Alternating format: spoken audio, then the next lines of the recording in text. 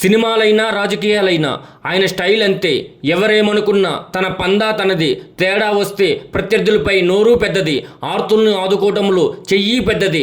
తనదైన దూకుడుతో ముందుకు వెళుతున్న ఆయన పనితీరు అనుచరులకు అంతు చిక్కదు, ప్రత్యర్థులకు అర్థం కాదు. ఇంతకు ఎవరని అనుకుంటున్నారా? అయితే ఈ పవర్ఫుల్ స్టోరీ మీకోసం. అధికారంలో ఉన్నా లేకున్నా తన మాట గురకేమో, మనసు మాత్రం వెన్నపూస. అప్పుడు రైతులకు వాసర, ఇప్పుడు జవానులకు కొండంత అండ.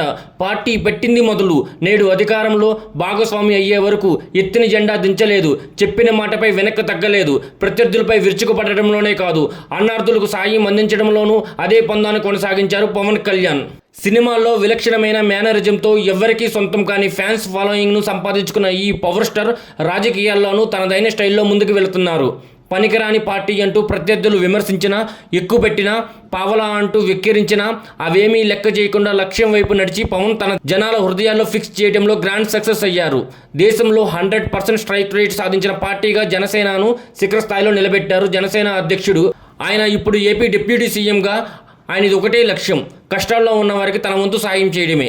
ఇటీవల యుద్ధంలో వీర మరణం పొందిన జవాన్ మురళీ నాయక్ విషయంలో మరోసారి తన మనసును చాటుకున్నారు. బాధిత కుటుంబానికి రాష్ట్ర ప్రభుత్వం 50 లక్షల రూపాయలు ఎక్సాబినేషన్ ప్రకటించగా మురళీ నాయక్ స్మారక చిహ్నాన్ని ఏర్పాటు చేయాలని నిర్ణయించింది. ఆయన కుటుంబానికి 5 ఎకరాల భూమితో పాటు 300 గజాల ఇంటి స్థలం కూడా ఇవ్వాలంటూ డిప్యూటీ సీఎం పవన్ కళ్యాణ్ ప్రకటించారు. వారి కుటుంబంలో ఒకరికి ప్రభుత్వ ఉద్యోగం దక్కేలా చూస్తామని కూడా భరోసా ఇచ్చారు. అయితే ఇదంతా ప్రభుత్వ సాయం. తన వంతుగా మురళీ నాయక్ కుటుంబానికి పవన్ కళ్యాణ్ ఆర్థిక సాయం ప్రకటించడం విశేషం. తన తరపున 25 లక్షల రూపాయలు మురళీ నాయక్ కుటుంబానికి ఇవ్వనట్లుగా ప్రకటించారు. వీర జవాన్ కుటుంబానికి ఎలాంటి సాయం కావాలన్నా చేసేందుకు సిద్ధంగా ఉన్నానని పవన్ కళ్యాణ్ స్పష్టం చేశారు. పవన్ ఇలా ఇబ్బడి ముబ్బడిగా సాయం చేస్తారని అనలేం. ఎందుకంటే కూటమి ప్రభుత్వంలో భాగంగా ఉన్న పవన్ సర్కార్ తరపున సాయం అందించేలా చూస్తూనే వ్యక్తిగతంగా తనకు తోచిన సాయాన్ని ప్రకటిస్తున్నారు.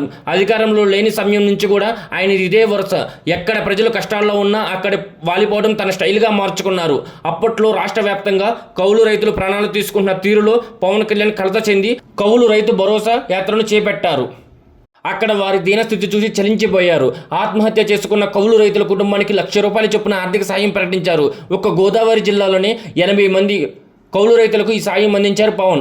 అప్పట్లో భారీ వర్షాలు, వరదల సమయంలో జనాలు అవస్థలను చూసి కూడా అదే స్థాయిలో స్పందించారు పవన్. వరద విలయానికి ప్రజలు తీవ్ర ఇబ్బందులు ఎదుర్కొంటున్న వేళ 2 రాష్ట్రాల సీఎం రిలీఫ్ ఫండ్కు భారీ విలాన్ని ప్రకటించారు. వరదల విలయానికి ప్రజలు తీవ్ర ఇబ్బందులు ఎదుర్కొంటున్న వేళ 2 రాష్ట్రాల సీఎం రిలీఫ్ ఫండ్కు భారీ విరాళాన్ని ప్రకటించారు పవన్. అప్పట్లో 6 కోట్ల రూపాయలు భారీ సాయాన్ని ప్రకటించి తన ఔదార్యాన్ని చాటి చెప్పారు. సాయం చేయడంలో తనకు తానే సాటి అని నిరూపించుకున్నారు పవన్. ఏపీలో 400 పంచాయతీలకు 1 లక్ష రూపాయలు చొప్పున 4 కోట్ల రూపాయలు అందించడం అంటే మామూలు విషయం కాదు.